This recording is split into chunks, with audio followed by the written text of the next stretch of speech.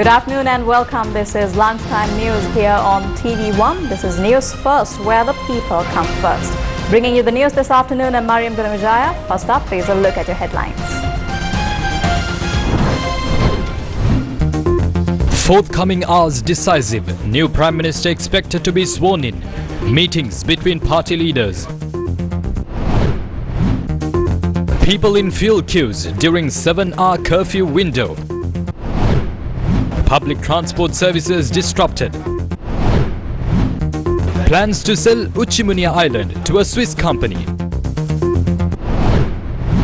More than 100 millimeters of rainfall expected in many areas. Brazil's energy minister replaced over fuel price hike.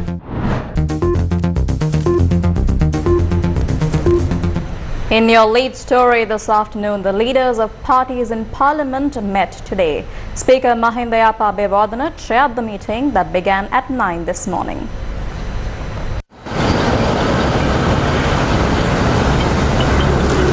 Speaker Mahinda Yapa says the suggestions of party leaders on the way forward would be sent to President Gotabaya Rajapaksa today. He said suggestions cover many aspects, including forming a stable government and ensuring the safety of parliamentarians.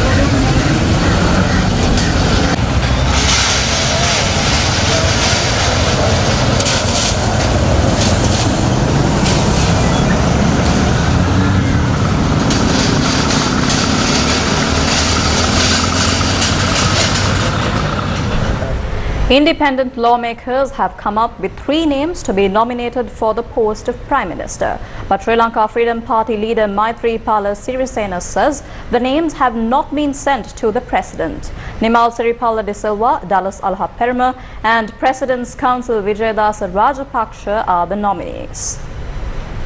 Moving on, Field Marshal Sarath Fonseca has refused to accept any position under President Gotabaya Rajapaksa. The opposition lawmaker has condemned any attempt to mislead the people through false propaganda. He says he will stand unconditionally with the demands of the people involved in peaceful protests. The parliamentarian says he will not be a part of resolving the crisis without consulting the protesters at Golface Green. Moving on, the Janata Vimukti Peramuna says President Gotabaya Rajapaksa should step down to achieve any political solution in the country. JVP General Secretary Tilwin Silva says a new government must be formed by seeking a new mandate from the people. He told reporters that an interim government must be formed for about 6 months before an election. Moving on, the protests at Golface opposite the President's office in Colombo is running for its 34th day today. For more than a month, people from all walks of life have gathered at Golface opposite the President's office in Colombo.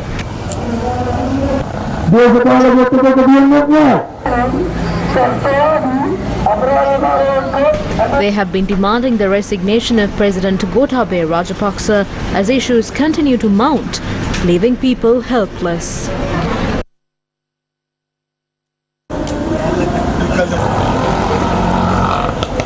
Protesters say they will continue the silent demonstrations until their demands are met. A trade union collective held a silent protest near the Halfstop courts today. Trade unions held a demonstration opposing instructions issued by the police to remove the Gota Gogama protest site at Golface.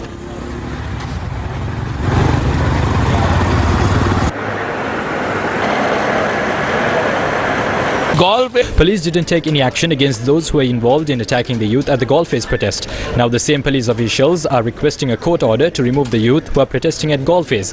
This is a joke. Is this the democratic practice in this country? Who are the police representing here? Police are attempting to obtain a court order against the Gota Gogama protest. They are attempting to disperse the protesters. At one point even the president said that he admired these protesters and their creativity. He said these are patriotic youth. That is what he said, but his actions are different. He continuously attempted to disperse this Gota Gogama protest site through various ploys. Now they are trying to obtain an interim order from the court in an attempt to disperse the protest. A few days ago, the president staged an attempt through the Prime Minister to send drunk protesters to attack the protest at Golface. The police has failed to arrest former Prime Minister Mahinda Rajapaksa, who orchestrated this attack. We tell those who are eagerly waiting to become Prime Minister that this is not a time for political gains. We must use this struggle to at least abolish the executive presidency and achieve a political victory for the people. They have sent his brother home instead of sending Gotabaya Rajapaksa. Gotabaya Rajapaksa is attempting to put someone else in the Prime Minister's seat and ensure his powers and positions. That is not what the people demanded. The people demanded the President, Prime Minister and this entire government to step down. Yesterday, the police made an announcement at Golface demanding the protesters to leave.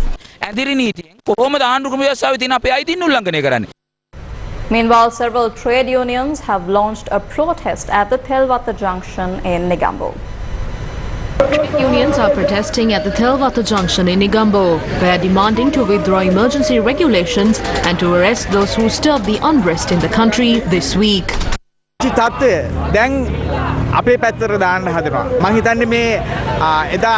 They are trying to pin the blame on us. The country is in this situation today due to the barbaric attack on peaceful protests at Golface. We haven't ended our struggle yet. We have achieved victory to a certain extent. Our demand is that the Rajapaksa family must be sent home. Gotabaya must be removed from his position as president. අපි ජයග්‍රහණයක් යම් ජයග්‍රහණයක් ලැබලා තියෙනවා කෙසේ නමුත් අපේ ඉල්ලීම තමයි මේ රාජපක්ෂ රෙජිමේම මේ පවුලම ගෙදර යන්න ඕනේ ගෝඨාභය අනිවාර්යෙන් ජනාධිපති ධූරයෙන් ඉවත් වෙන්න ඕනේ එයයි අපේ ඉල්ලීම. In news making headlines this afternoon, fuel queues were seen in many areas today after curfew was lifted this morning. There were long queues at filling stations as people try to fulfill their needs before curfew is to be reimposed at 2 p.m.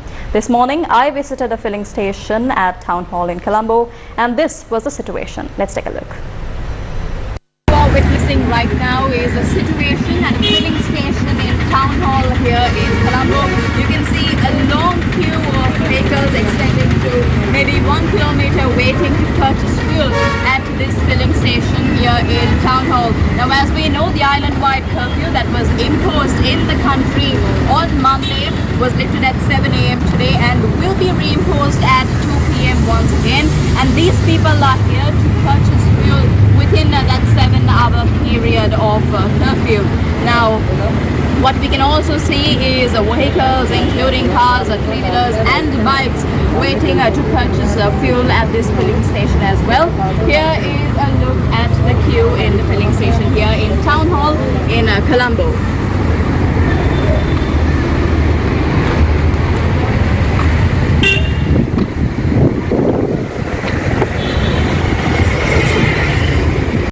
In Anuradhapura, 200 kilometers from Colombo, petrol was sold at only one fuel station.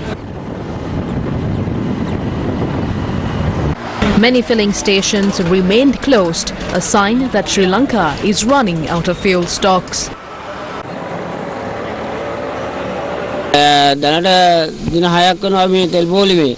අන්න අපේ කොහොමද නෑ දැන් මේ කොටු වෙලා ඉන්නේ අපි. ඒකට අපිට කන්න බොන්නත් නෑ කඩයකුත් නෑ මේ හරි මුකුත්ම නෑ.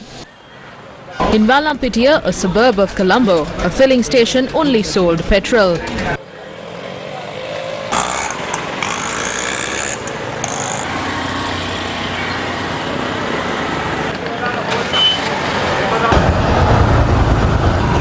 People were in long queues hoping that they could purchase fuel at a filling station at the Hambantota town. The fuel shortage has affected the fisheries sector. Fishermen in Hambantota didn't go out to sea as they didn't have fuel for their boats. They were in queue for kerosene this morning. People were in queue at a filling station in the Galle town, which had run out of fuel.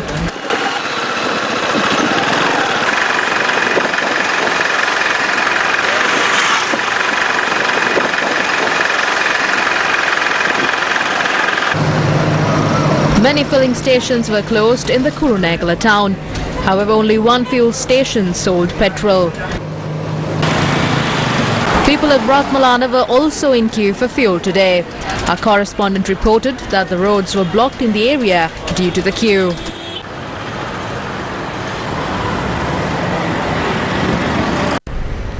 Now, Brazilian President Jair Bolsonaro has replaced his energy minister. The replacement was made after the state-run oil company Petrobras increased fuel prices. Moving on, the US dollar is selling at 385 rupees in commercial banks today. The buying price has been recorded at 370 rupees. The selling price of the British sterling pound was recorded at 476 rupees and the buying rate at 441 rupees. Also in local news, officials say public transport services are not functioning properly during the 7-hour curfew window. General Manager of Sri Lanka Railways, Dhammika Jayasundara, told Newsfirst there were train delays. He said these railway workers faced difficulties in coming to work. State-run buses did not function properly when curfew was lifted at 7 this morning. Sri Lanka Transport Board Chairman Kingsley Ranawaka said the delays were because employees could not report to work on time. He added that long-distance buses are not in operation as the curfew will be reimposed at 2 p.m. The Sri Lanka Transport Commission says it's taking steps to recommence intercity buses once again. Sri Lanka Private Bus Owners Association Chairman Gemunu Wijeratna said steps have been taken to recommence intra-provincial bus services.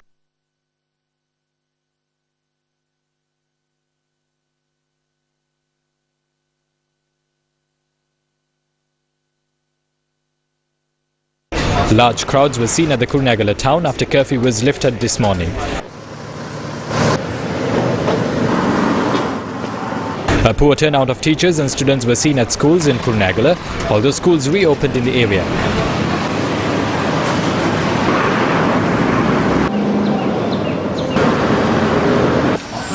There were few students at schools in Badulla as well. This was the situation at the Polonnaruwa town this morning.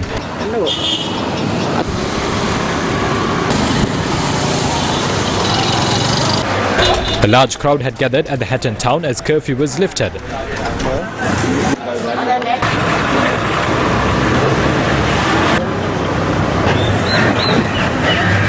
The Baddegama town was empty even though curfew was lifted.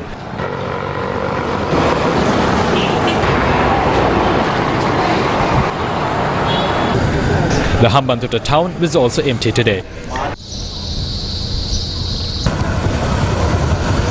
This was the situation in Galle this morning.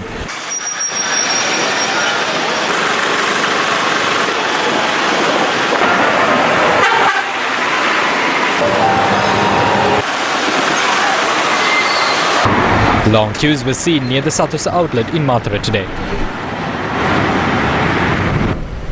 Also in news that made headlines this afternoon, a tourism union has revealed the plans to sell the Uchimunia island of Kalpitia to a Swiss company.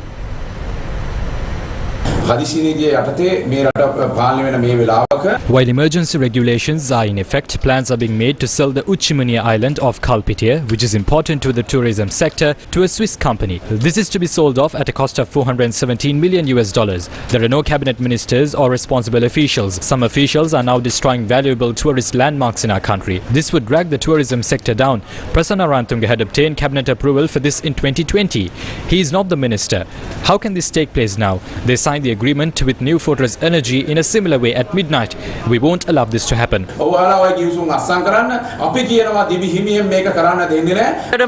මේ වැඩේ පිටිපස්සේ ඉන්නේ ශ්‍රී ලංකා සංචාරක අධිකාරිය ශ්‍රී ලංකා සංචාරක අමාත්‍යාංශය. The Sri Lanka Tourism Authority and the Tourism Ministry is behind this. The Uchimunia Island was vested with the Sri Lanka Tourism Authority. In 2020 they had formulated plans to sell this off. They are selling this island based on the value that was estimated in 2000. If they are selling this in 2022, then we have to see by how much the value has changed. Inflation has grown up drastically compared to 2000. The value of our currency has also changed. How can they sell this island in 2022 based on the value that was estimated in 2000? ගිහිල්ලා මේ මුදලයාගේ වෙනස් වෙලා තියෙනවා.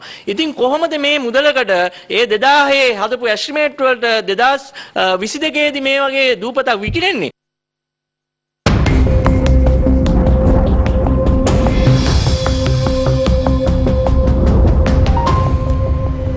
Taking a look at your weather forecast this afternoon.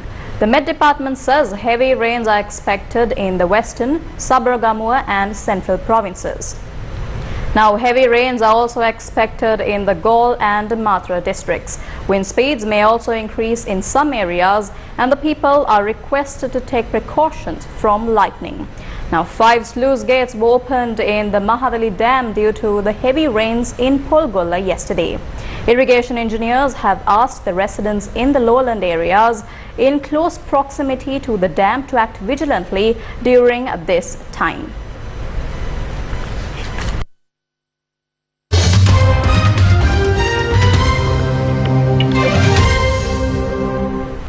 Now shifting attention towards news overseas.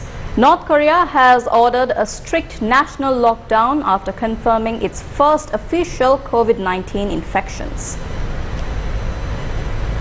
North Korean media reported an Omicron outbreak in its capital Pyongyang but did not state the number of cases. The Korean Central News Agency reported that leader Kim Jong-un was in emergency talks to prepare the nation's response. Foreign media reported that North Korea has not administered a COVID-19 vaccine program to its population. Observers believe the virus has long been present in the country.